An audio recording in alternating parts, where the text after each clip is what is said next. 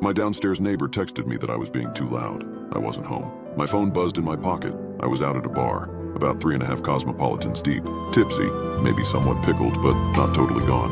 I pulled my phone out of my pocket. I had one new text from my downstairs neighbor who texted me very seldomly. "Could you quit stomping around up there, please? It's very late." I sensed the aggression in her tone. One time I held a messy party on a Wednesday night and actually received a noise complaint from my landlord, whom she had spilled the beans to. Since then, I was cautious not to be too noisy. I stepped lightly. I told any guests to leave at a reasonable time. This was odd, though, considering the fact that I wasn't even home. In fact, the bar I was in was about 4 cities over from my apartment anyway. I wasn't even in town. "What do you mean?" I texted back. "I'm not home." My phone buzzed again before I even had time to fully put it away in my pocket. "I can hear you up there, and whoever else is with you. Please, it is very late and I'm trying to sleep." At this point, I slipped away from my friend group, all dancing, drinking, and partying, and headed outside. All the smokers were outside. I just hope none of the men made any unsolicited remarks on my body while I was out there. There just seems to be something about a group of drunk men versus an unaccompanied tipsy woman. It's like they can't help themselves. They just have to say something. I heard a whistle from beside me. I walked a little further to get away from them and heard a "Hey, sexy" from behind me. I dared not respond with even a look in their direction. The task at hand was to call my neighbor. Hopefully I wouldn't come across as totally delirious. Just for a little while at least, I had to mask the subtle drunkenness. She answered the phone within seconds of me dialing. "Hey," I said, "could you just please quiet down?" She said, obviously frustrated and exhausted. "I'm telling you, really, I'm not home." "Okay, then who is? Because clearly someone is stomping around up there." "No one. Seriously, I left earlier today and will be back tomorrow. I can completely assure you the place is empty." I could tell she didn't believe me. "Here," I said, "just FaceTime me for a second." "Fine," she replied. She joined the FaceTime call and I showed her my surroundings. I gave her a look that said, "See?" I think she was probably in bed. It was too dark where she was to actually get a clear look at her face. "Oh," she said, her voice reflecting that she suddenly believed me. "You're sure no one is up there while you're away?" "I'm sure. Really, no one is there. Maybe you're hearing the next suite over or something." "Maybe," she said. "Have a good night." "You too," I told her, my tone annoyed with her pestering. We hung up. I walked back by the smokers and let myself back into the bar. I ignored any subsequent catcalling as I did so. It took a second to find my friends again. The music was loud and the lights were flashing. Once they saw me, I saw their hands go up. I waved back enthusiastically and rejoined the group. We continued dancing and drinking the night away. Hours later, we all fell sloppily into our hotel room. In a drunken pile, we slept until our wake-up alarm in the morning. After a complimentary breakfast at the hotel, we hit the road. I was last to be dropped off. My chauffeur of a best friend pulled up to my apartment. Ensuring we do that again sometime and have nights out more frequently, we said our goodbyes and she drove away as my key opened the main doors. Next, I let myself into my suite on the 4th floor, good old 412, and I walked into such disaster and disarray that I stepped back outside to make sure I had entered the correct suite. There on the door in gold lettering were the numbers 412.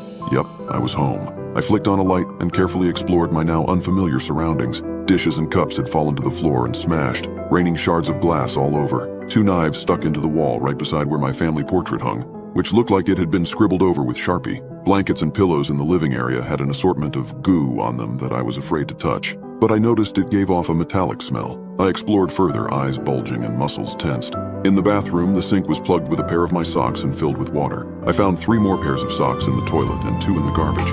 In my bedroom, the final area I had to search. More of that weird goo littered my bed, some of it dripping onto the floor and becoming crusty in the carpet. My socks and underwear drawer had obviously been rifled through. I had about $250 of cash in my currency kept in my room as well. It was always stored safely in my bedside table, which had a lock on it. I found the cash in my sock drawer. The cash had obviously been moved, but none of it was taken. In a panic, I called my downstairs neighbor again. "Hello?" she answered. "What did you hear last night? What did it sound like?" "Someone has been in my suite." There was a pause of silence before she spoke again. "Huh?" she asked. "Last night, when you said there were noises coming from my suite." Again a pause. Then she spoke. "I didn't hear anything last night. Sorry to be unable to help, but I've been away on vacation for the past week. I don't get back until Thursday, so I really can't help you out here, sorry." I ran my hand through my hair. I felt disoriented in a way that no amount of alcohol has never made me feel. "No," I said. "You called me last night." "I assure you I did not. Look, I gotta go. I'm sorry you were robbed or whatever, but I'm a 4-hour plane ride away. I can't help." Completely confused, I managed to stutter a quick, "Okay," before I heard her hang up the phone. Suddenly I felt something fall onto my head. It was a sock. My gay best friend wants to date my minor brother, so I exposed him to his Muslim family. My best friend Hamza and I have known each other since primary school, ever since he defended me from my playground bully. Hamza's family is strictly Muslim while I was raised in a very liberal household, so they were at first against our friendship. Over time though, Hamza and I got to know each other very well and would frequently visit each other's houses. We would go to school together and sometimes return back to my house where we would continue our gossip sessions. Together we survived middle school even though Hamza was bullied a lot. He tried to stand up for himself but his body was built like a chopstick. He thought he could change something so he started going to MMA classes and surprisingly he enjoyed grappling with boys. High school ended up being worse than middle school because of the amount of times he got bullied. One time during lunch, Hamza was caught staring at one of the bullies' SS. One of the bully's friends asked him, "What are you looking at?" His MMA classes did not come in handy that day because he was instantly dropped to the floor by three men built like The Rock. After that school day I asked him why he was looking and he said that he was zoned out. I told him okay and gave him an awkward look. A few hours later I got a call from him saying that we had to meet as soon as possible and he was on his way to my house. He arrived a few minutes later and asked if we had a closet. I wasn't sure what he was up to but invited him upstairs into my room. He jumped into my closet and a few seconds later he jumped back out yelling I'm gay. I asked him if that was why he stared at a guy's SS and he said yes. I wondered what his family would think of this. However, I chose to support his decision of being so brave to go against his family and unravel his true personality. College on the other hand turned out to be amazing for the both of us. ATLE stood first it was. Hamza was able to express himself a lot more freely because he was farther away from his family, and that's when he fully came out as gay. We decided to rent an apartment together and needed help from my family to move in. The following week Hamza and my younger brother worked on moving furniture and clothes while I would fill the fridge with groceries. When I was returning from grocery shopping I got stuck in traffic. The end was not visible and I could tell I was going to be here for at least an hour. I sent a text to Hamza letting him know and asking him to take care of my brother while I was returning. To this day I pray to God wishing that I hadn't left my brother with Hamza. I arrived an hour later and opened the front door where I saw Hamza trying to kiss my younger brother. I dropped all the bags and ran towards my brother, trying to get him away from Hamza. I started yelling and asking him what the F is wrong with you, he's a minor you child lover. He replied, it's no big deal, he was just trying to explore his sexuality, you're totally overreacting. I instantly slapped him and dragged my little brother out of the apartment. As soon as we got in the car, I warned him to stay away from him and run if he ever saw him. On the drive back home, I called Hamza's mom and told her your son is messed up in the head, I would recommend checking up on him. She was confused why, but I told her to check up by herself. I decided to spend a few days at my parents' house while I gathered my thoughts.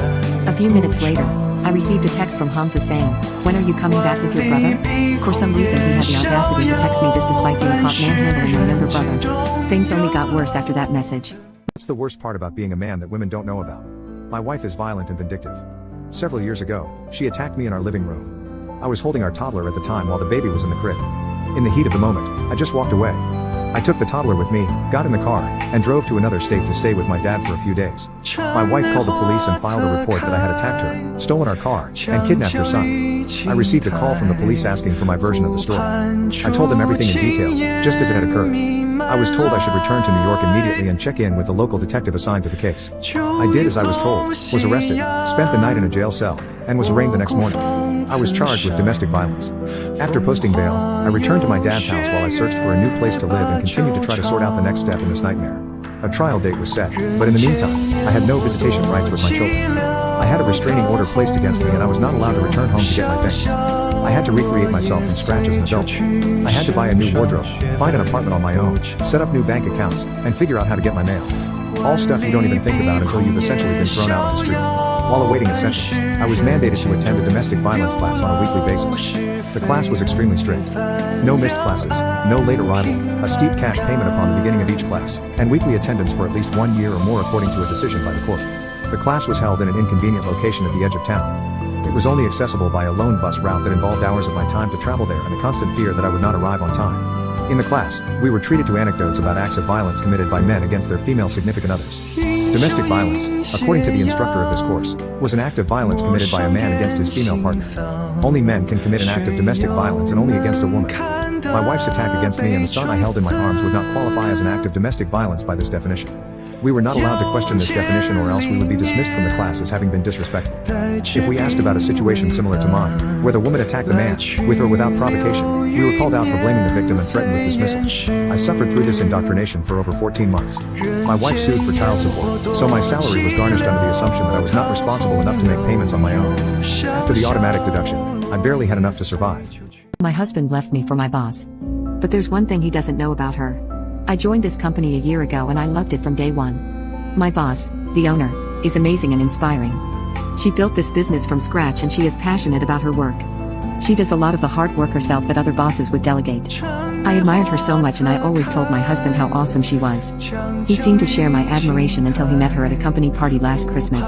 She is very attractive and elegant. She could have been a model. I think he developed a crush on her or maybe something stronger. He started to follow her on social media. He also followed the company account and liked every post she was in.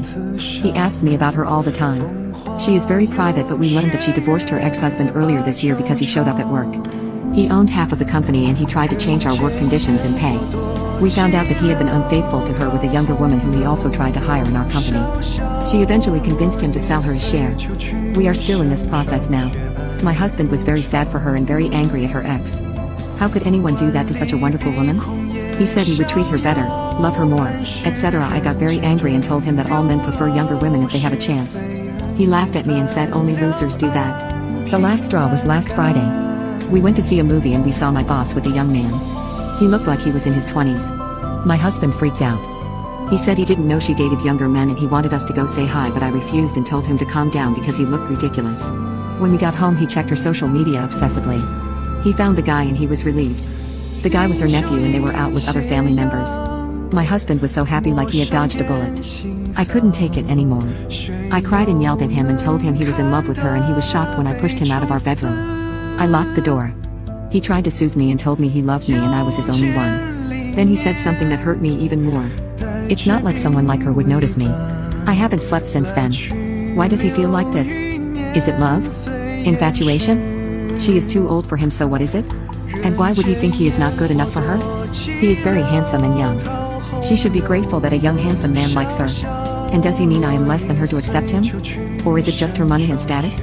He won't admit anything. I love this job. I love the benefits. It has